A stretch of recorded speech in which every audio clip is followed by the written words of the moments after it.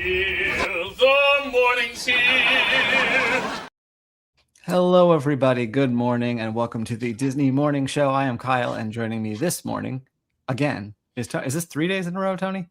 I believe so, yes. But I Yeah. don't know what your other options are. So I mean, Doobie would be my other option. I don't know when he's coming back. They're doing allegedly doing Parks Talk tomorrow, so we'll see. Maybe he'll be on tomorrow for winners and losers. I have no idea. Anyway, but I'm glad to have you here, and let's say some hellos before we get into the bulk of our we show. got the Fred, top of the morning. He left off I think maybe he doesn't like us doing it. Maybe that's why he's leaving it off. All right. Jeannie, good morning. Geo, good morning. Oh, wow, Geo's here. Nikki B, cue the Ballad of Big Thunder Mountain song. It slaps, as the kids say. Do the kids still say that? I know it's a bop. It's a thing that old people say the kids say. And I'm old too, Nikki. I'm not making fun of you. I do that all the time. As the kids say, it slaps. I'm curious if there's a whimsical new phrase for it. Probably. Yeah. Anyway. I don't know. We have dog. Well, I have a dog, not kids, so I don't know. Anyway, let's start the show the way we start every show. Yesterday, the Disney stock price was at $98.55. Let's see where it's at now. $98.72, up slightly for us from yesterday, down slightly on the day. And maybe we'll get to some news later that could affect that. But first,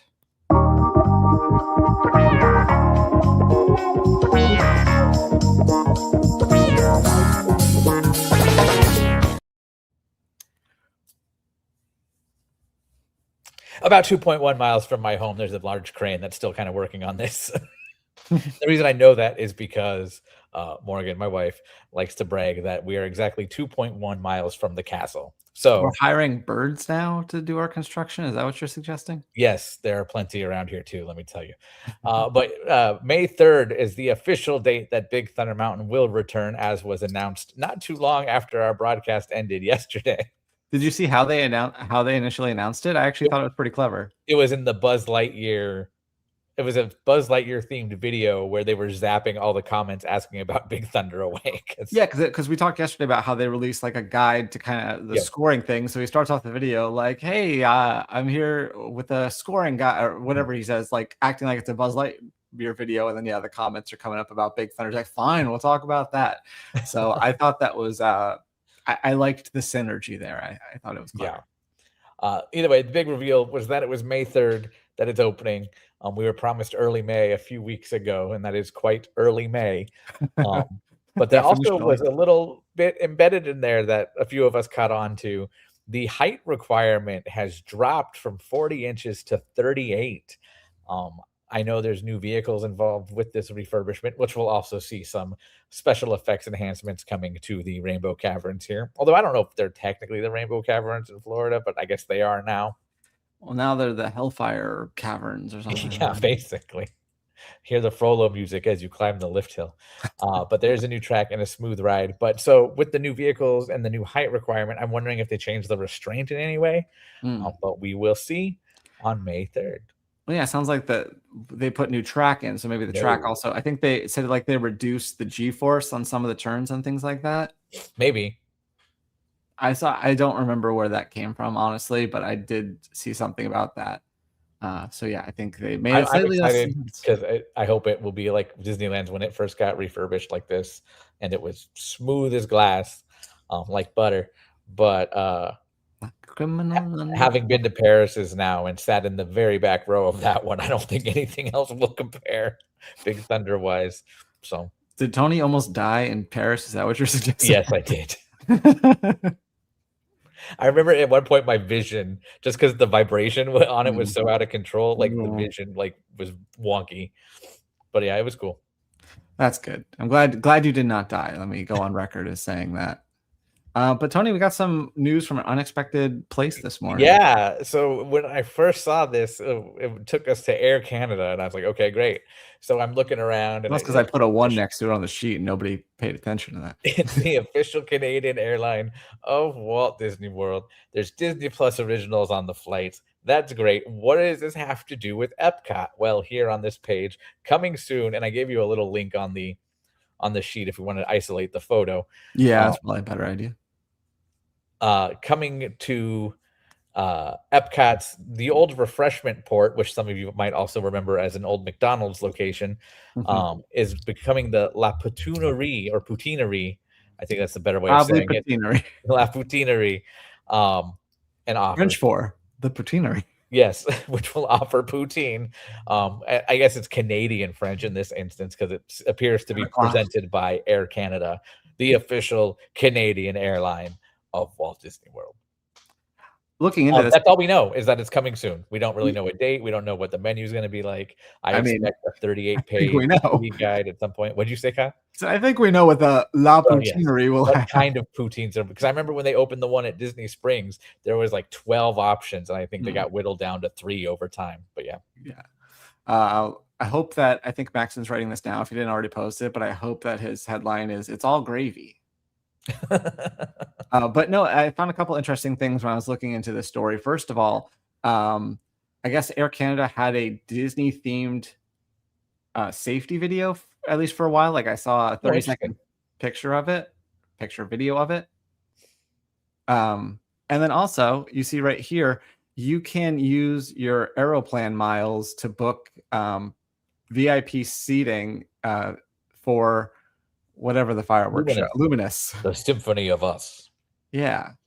I don't know why it's not letting me change my... Hold on a second. But yeah, so it looks like it's hoping they bring back the shrimp poutine. Excuse me, they had a few years ago. I always ate the pizza poutine at Disney Springs, which was basically marinara and mozzarella on the fries. That sounds delicious. So yeah, 1,000 points gets you preferred area seating for the show, which is probably like $10, I'm guessing, because you see here, they also sell like gift cards. Okay. 1,400 points for 100 Canadian.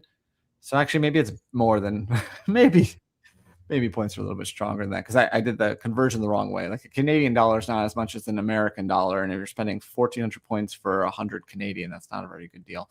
Anyway, so yeah, I thought that was interesting. I'm surely we'll hear more about it soon. There'll be a Disney Eats Instagram or a Disney Parks blog post. Yeah, the foodie guide that's going to have all 42 options of poutine. Yeah. Well, we usually try to keep it positive on this show, but I do want to mention that there was a report that came out yesterday from the Wall Street Journal saying that Disney is expecting to lay off as many as 1,000 workers in the coming weeks. Most of these will be from marketing, because they've recently did the enterprise marketing to where it's, all the marketing in one place instead of having all these little divisions have their own marketing. So that's part of it. And then also, some other things are happening, like Hulu is moving into Disney Plus, and so those teams are combining. So we'll be reducing redundancies. And so our thoughts are with those workers, as I'm sure they're nervous right now as we get ready for whatever those layoffs may be. But back to the happy stuff, Tony. We got another Imagineer that last night. Yeah, but real quick, I'm going to address Gio's comment. Didn't even know there was a special viewing area for Luminous. Gio, if you put ropes up, any area becomes a special viewing area. So, is it where they have like the dessert parties or somewhere else? That's I would guess.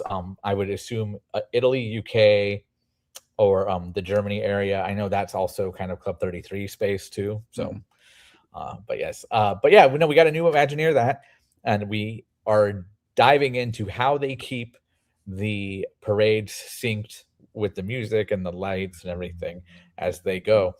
Spoiler alert, it's a technological achievement called linear time code. They do not count 3, 2, 1 and then hit play. But yeah, so we spent a little bit of time looking at that. As a Disney nerd who has ingested like all the documentaries, all the Travel Channel specials, everything like that, this is basically a rehash of stuff we've seen before. Now they just show these guys walking it and how the GPS is in the costumes for Disney Starlight. But yeah, it's pretty cool. Just came out yesterday or today? Yesterday, and like the late afternoon, just enough so that nobody was around. All right. No, it's not your fault. And I want to say congratulations to Clint here, as he has a legacy award. Ah, yes. If you see a cast member with a blue name tag, say congratulations, point to their name tag, and they might even cry, because sometimes I've had that happen. They do rely on the puck still, Geo, according to the Imagineer, that in combination with the GPS. They also reveal some of the hidden speakers in the Frontierland area. Yeah. Every once in a while, there's a story that comes across the news desk, and I go, this one's for Tony. Yeah, and that was this one. I hate this thumbnail that I made, but I will. So this is hey, it looks like those Royals costumes actually. In high school. In the art classes I took, our teacher was very adamant: do not use words in photos and illustrations, everything like that, unless you want it to become cartoony. So with Alice in Wonderland, which is a little wacky and a little illogical, I kind of threw it in here, but I still hate it. I do like the image, which is an image from the restored film where she is going through that into the hedge maze. Because they have completely redone this movie, and it's absolutely stunning. If you watch this video here, you'll see a side-by-side kind of back and forth. You can watch the full thing in full, or the whole thing in full at the page here. But yeah, so a bunch of different teams work together to bring this to us. We've seen this before. I think Cinderella did it. I think Snow White did it recently. Alice in Wonderland is so vibrant and so colorful, though. It's really exciting to see it this way. But it will arrive on physical media and digital media on May 5th, the 4K Ultra HD conversion and restoration. Look at that.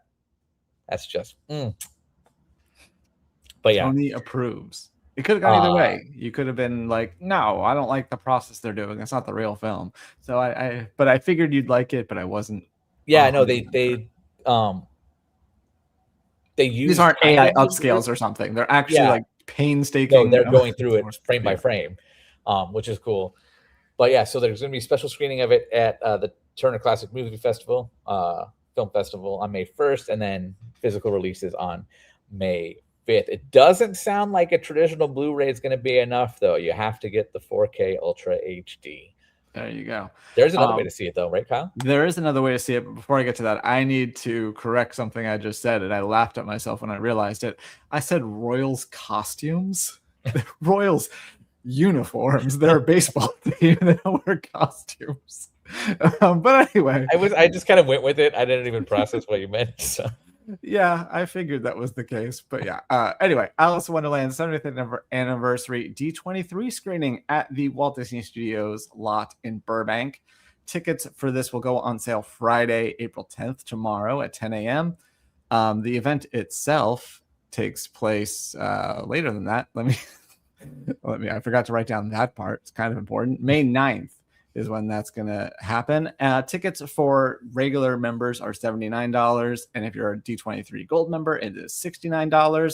However, if you want to upgrade that and also do a tour of the Disney archives at the same time, that combined ticket is $109 each. And those are only for Gold members. And along with your tickets, you'll also get an exclusive Cheshire Cat pin that says 75 years on there. It's pretty nice. Yeah, if you're interested in going to that, you can buy your tickets starting tomorrow, and they usually sell out pretty quickly. So if you want to go to this, you'll want to make sure that you're online at 10 a.m. Pacific, ready to purchase. I'm going to answer Fred's question. Do either of you have a 4K player? Okay. I did not for the longest time. When we moved to our house, Mac got us a housewarming gift, which was WandaVision season, like the only season, on 4K. And I'm like, great, I can't watch this. However, for Christmas last year, my wife got a PS5. So now we actually can watch 4K discs. So to that point, I have the Xbox Series XS that has the disc drive, so I can watch 4K movies. Yeah. Originally, the PS5 we got did not have the disc drive, but I purchased one and was able to install it. It was actually really easy to install. I was impressed. But I've done that on older Xbox models with additional like hard drive memory. And I was like, oh God, I'm gonna have to be in there with like tweezers and stuff like that. No, it's like, here you go, shove it in. Cool. Yeah, it was pretty cool. But we got some news about Alien Earth season 2. Peter Dinklage, you might know from Elf and Lord of the Rings. Not Lord of the Rings. Wow. The other show, the one with the dragons, Game of Thrones. Yes. Yeah, totally same thing, right? And he was also recently in The Lowdown on FX, and so he's continuing his FX-ness. Going to be at Alien Earth season 2. But the only thing in my notes is, Tony, have you ever seen The Station Agent by chance? I've seen parts of it. Okay. I have not seen it all. No. I haven't seen it in years. I remember liking it a lot at the time, and he won awards for that, didn't he? Or got at least nominated? I think so. I think that was kind of like his first breakthrough. I saw it at the Angelica in New York, and it was one of the underground theaters, and you could hear like the train, so it kind of fit the theme of the movie. When you said I saw it at the Angelica, I was really hoping you would say in Houston, but sorry. I thought you were going to say, you stupid babies can't be seeing R-rated movies. No. See, because Rugrats. Anyway. Yep, I got it. Let me see exactly what it's called. The Broadcasting and Cable Hall of Fame has announced its inductees. The Bachala Fame. Yeah, Bachala Fame. And 2 Disney people will be joining this year. Well, first of all, Stephen A. Smith, who you know from ESPN on First Take and a million other things that he appears on. Or what did he say? And what? The Beignets, or whatever he said when he did the Beignets thing. Yeah. He also, the first time I ever saw him on General Hospital, I was like, what the heck? Why is Stephen A. Smith on this episode? And he's just like, he's not a regular, but he recurs enough that he's on General Hospital. And then the other person there is Rita Ferro. She is the president of global advertising for Disney. So congratulations to both of them. Some of the other notable names that stood out to me when I was looking at the other inductees: Wolf Blitzer of CNN, Bobby Flay, the celebrity chef, and Andy Cohen. So we can watch what happens live on September 29th at New York's Ziegfeld Ballroom. That's all. Speaking of that's all we have about this is that's it. As Shanghai Disney Resort approaches their 10th anniversary, a division in China that had a very lengthy name, but just basically studies the cultural impact of things, is looking at the impact of the phrase that Bob Iger said when they broke ground, and then later at the opening ceremony of Tokyo Disney Sea, calling the whole resort authentically Disney, distinctly Chinese. And they're going to look at how it has affected the development of the resort, the opening of the resort, and the future of the resort. That's all we got. We just know it's coming. So I'm sure we'll be updated about that in the future. But yeah. And they pulled that phrase back out for the Abu Dhabi project. They said it would be Disney. Authentically Disney, distinctly Emirati, which I learned at the time was how you'd say from the United Arab Emirates. Isn't that the patisserie in Disney Springs? I think so. Emiratis? My friend works there. Yeah. I should probably know. Should ask him. And I've had my share of bad reviews. I still remember my first good one, though. Everything else in this production of Our Town was simply terrible. Joey Tribbiani was abysmal. Tony, we get to do a live review, one of my favorite things. Yeah, so Malcolm in the Middle, Life Still Unfair, arrives on Hulu tomorrow in a 4-part revival series. Tragically, it is kind of stuck 20 years ago, even though it is in the present day. The characters that we know and love have not really grown up that much, and it's a little off-putting to see Reese still pulling pranks in his 40s. But is the it saving grace to you? Say it again. Because it mirrors your life too much, Tony? Is that different kind of pranks? But yes. I don't like him. He's immature. There's a difference between never mind. I know. No, okay. I get it. I'm just smashing. But there is a saving grace, and that it is the characters you all know and love. So if you did love Malcolm in the Middle before it ended in 2006, it's largely still the same. And it didn't feel forced. It all felt natural. Plenty of cameos, though I won't spoil who, show up from the original series as well. I know, Kyle, you found out about one of them. Yeah. And you were very excited. But the real strength of this special for me was the new characters that were added, so much to a point where, and even when I talked with the creator and executive producers, it was very much like, are you setting something up here? Because it did feel like it could be a backdoor pilot for a new generation. And that would be the daughter there on the left that I believe might have something to do with it. So, yes. Overall, how did I wrap it up? It seems perfectly set up to have Leah take over, but perhaps only time will tell. Until then, I'm going to be like life, a little unfair, and give the Malcolm Revival series 3 out of 5 mad dashes away from my parents. Nice, not bad. Did you watch Malcolm much as a I didn't watch it like back to front every episode, like devoted fan. It would be one of those things where if it was on, it was on. I would leave it on and enjoy it. But I couldn't like tell you, oh, in season 3, episode 5, this happened. Like I can't remember those shows. So no, I'd say I'm about the same way. I remember having the season 1 DVD, which I think is the only season they put out on DVD, and a season 1 soundtrack.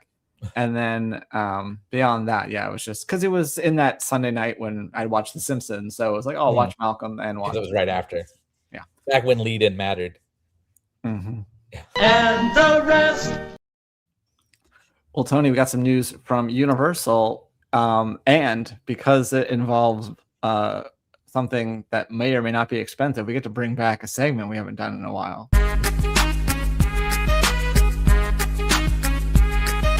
Limited edition, let's do some simple addition.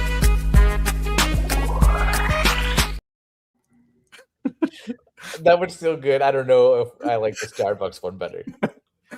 Wizarding World of Harry Potter, there is a new poncho that you can get inspired by different houses. It's Morgan, who bleeds all things Harry Potter, was always like, oh, so it's trying to be a house robe, but just for Hogwarts. It's a house robe, but it's a poncho, but not the kind that like keeps you dry. It's not? I don't know. It looks thicker than that, Justin. Oh, I thought it was like a I mean, there's thicker a rain poncho. Yeah, it looks like maybe there's some rain material there. Well, anyway, it's $50, so that's one Macklemore. And this is available online. Presumably you can find it in the parks too, but you can get it online. And also new online is you can get the Mario power-up bands now. I guess you could buy them ahead of your trip if you wanted. Would you pay $50 for a poncho? I mean, I'm still confused about the material here. I'd have to do some more research. I mean, it's very specialized. Like, I'm only gonna wear it so Becca has a poncho that's a different type of thing, and she wears it. That's like that was her travel outfit for a really long time. Anytime we got on a plane, that's what she would have on.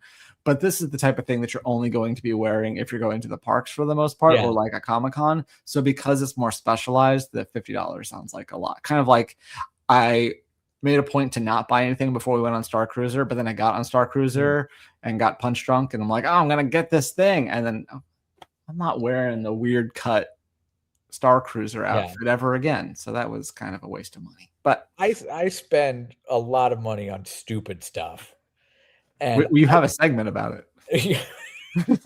Yes, exactly. And I just, even for $50, like, because I imagine where most of these are going to be sold is as we approach the rainy season here in Orlando. Like, people are going to see poncho, Harry Potter, boom, $50, or a generic Universal poncho for, I think it's $14 now, or at Disney $14 also. But here's this really cool thicker black vinyl one, $50. Because in the recent Take Tony's Money too, there's a bright yellow Nedry jacket that is almost like a thicker poncho. So I'm wondering if it's the same thing, and I'll find out when I go. But yeah, I don't know if that will do it. So. Yeah, I mean, to me, it almost looks like a hoodie that then has like the vinyl on the outside. Yeah, to keep you dry. So yeah, report back, Tony. We'll find out whether or not it's worth $50 on a Harry Potter poncho. It'd have to be really good material, is what she said. Well, and speaking of really good material, teaming up Jeff the Land Shark and Aquaman, I think, is a good match. And yeah, that's the latest Marvel DC crossover that is available right now as an Affinity comic one-shot. Everyone loves Jeff the Land Shark. He's really been gaining a lot of buzz over the past few years, especially with the release of Marvel Rivals. And now you can see him and everyone's favorite Justice League member together. Is he? Last. No, that was sarcastic. I thought so. Okay. My man.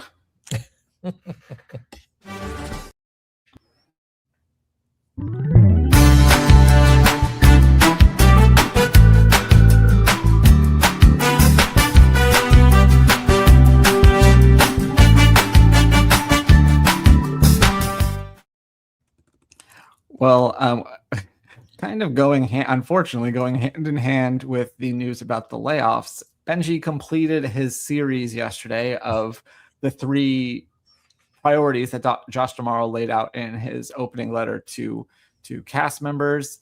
And it's operating as One Disney. So he talks a little bit about what that means and why it's could be good, and how Disney has not been operating as One Disney up until now in many ways. It has at times, but not for a long. As Disney grows, it got a little bit complicated there. So you can check out D'Amaro's starting a wave. I would, and I haven't even seen that show, so that I'm like, I understand that reference, but like, I would not have gotten it if I didn't know what I was looking at.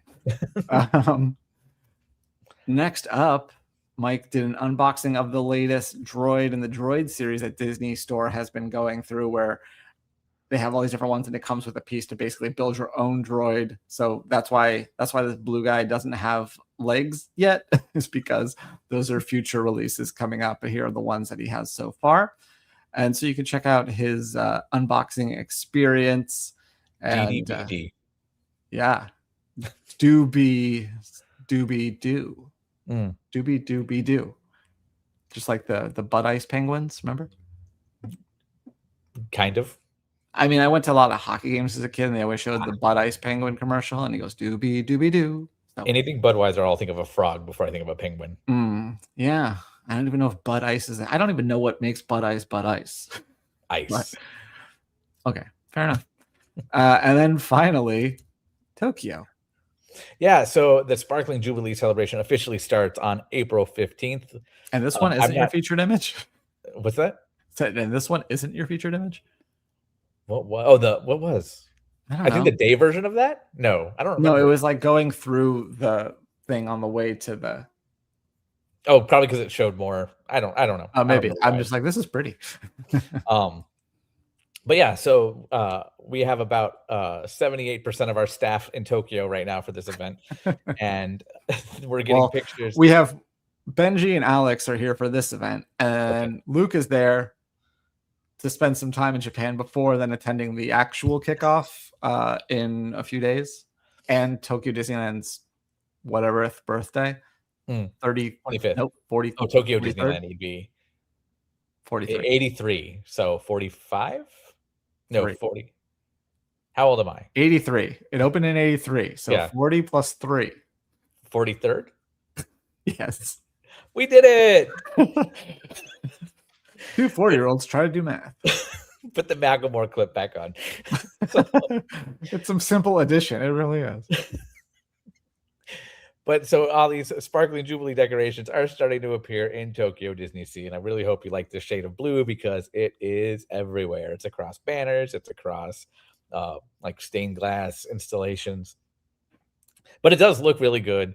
And the park is going all out. So I'm excited to see what else comes on the 15th. But until then, we have this. And then there's some videos. If you go to that one Genie one, Kyle.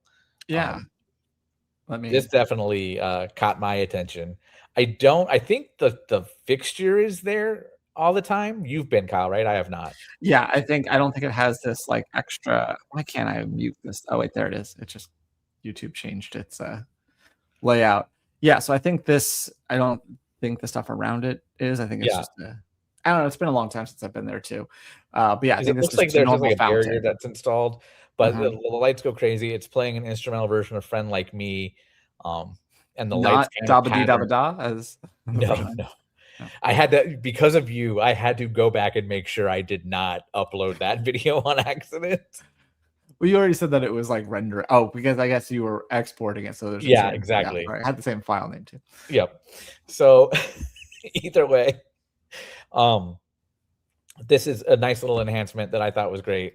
Plays instrumental "Friend Like Me," and the lights almost animate the scene from the movie, if you're that familiar with it, because like where he would like do the arms up and the gold spec, like the lights go up the same way. So I thought that was really cool and a nice touch that is absolutely unnecessary for this celebration, and it's something that I'm like, this is what you wouldn't get in California or Florida. Like they wouldn't do that for any random reason as part of an anniversary thing.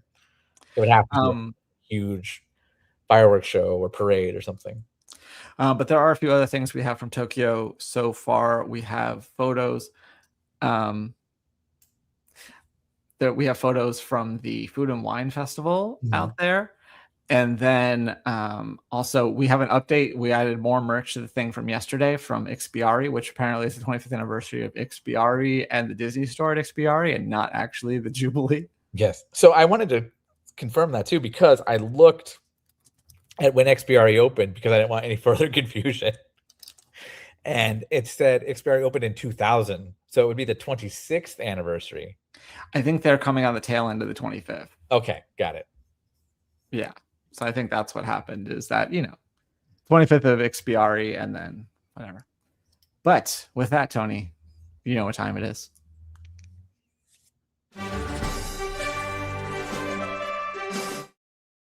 Actually, it's time for the 10 a.m. refresh. So let me do that while we get for it.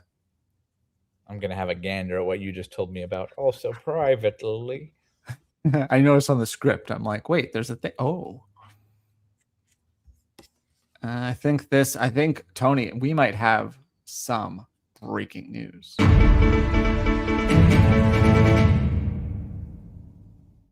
Because I believe... Legitimate or a poster? It's a poster. Okay. Yeah. Brand new key art for the Punisher. I think we already knew the date. Maybe we didn't. I don't know. I'm putting it in to do, and we'll figure it out later. But yeah, Punisher, May 12th. It's a One Last Kill is what it's called. Oh yeah, we did know the release date because it's the week. Oh, there's a trailer. That was the point. I should change it to that. But yeah, it's the week after. Sorry, after Daredevil ends, you get the Punisher. Rapunzel has returned, by the way. She's okay. There's no more crows in her hair. Oh, so that's fun. We survived that. Yeah. Just seeing if there's anything else real fast before we get to your quiz. Rich Eisen's returning to Sports Center. Is that permanent or one time only? I need to know that. Sunday night. Oh, just once. Okay. Well, that's probably still something he wants us to write about. So I will put that in to do. See, multitasking, doing my job and I'm and also trying to do a show at the same time. Hold on. Okay. Yeah, no, go on. Okay. Well, then it's time for your quiz. Are you ready for your quiz? Yeah. Okay. On this day in 1954, an actor was born. He starred in The Parent Trap, The Rookie, and The Alamo. Dennis Quaid? Dennis Quaid, yes. The Rookie, the movie, not the TV show. Yeah. I also, you could have said Inner Space, and I would have guessed Martin Short. But... On this day in 1961, something debuted at Disneyland. It is not an attraction. It's not a land. It's not a show. It's just a thing. And Walt was there to dedicate it. The Aluminum Hall of Fame was opening day, if I remember right. Yeah, this isn't even an attraction. Like, this isn't even on, like, I mean, it might be on the map technically, but it's not like, I don't believe it is listed as, like, it doesn't have a number on it. 61 at Disneyland. Yeah. And Walt dedicated it? Yeah. The petrified tree wasn't at the park, was it? I don't know, but that's not this. Or was it the park at that point, I should say? It's best described as like a little area. Oh, was it the Carnation Plaza Gardens? It's a good guess. You're getting closer. Closer in the park or closer to the idea? Closer in the park, other side. Okay. Head towards Tomorrowland from Carnation. But don't get all the way there. I'll tell you what, it's probably the spot outside of right in front of the castle. It's probably one of the most coveted engagement spots. Oh, the well. Yeah, Snow White wishing yeah. well. Very, yeah. Yeah, I only was so Italian rough, figures. harsh. I would have given you way more hints, except I'm like, I know he can get this. Yeah. On this day in 1982, an actor was born. His Disney credits include the live-action Sorcerer's Apprentice. What year? 82. Jay Baruchel. I did not even have to give you the dragon clue. No. On this day in 1998, an actress was born. She was in Maleficent 1, Maleficent 2, and recently Predator Badlands. The Fanning that was younger Maleficent. Yes. Elle Fanning. Yep. On this day in 2002, the city of Los Angeles declared this a historic landmark.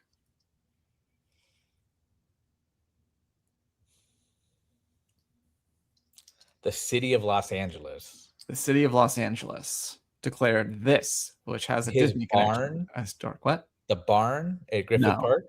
Mm-mm. Good guess.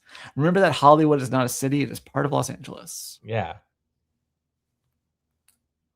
That's why I guessed Something bigger than a barn. Something still open and way more public than the barn.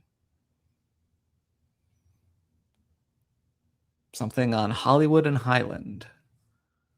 The Lids by the Dolby Cinema. Yeah. Historic. The El Capitan Theater. El Capitan, yeah.